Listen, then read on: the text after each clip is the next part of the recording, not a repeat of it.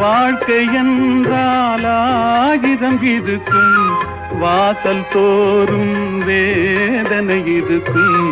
வந்த துன்பம் எதுவென்றாலும் வாடி நின்றால் ஓடுவதில்லை, வாடி நின்றால் ஓடுவதில்லை.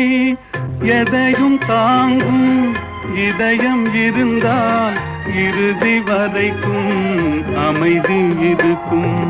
மயக்கமா கலக்கமா, மனதிலே குழப்பமா, வாழ்க்கையில் நடுக்கமா.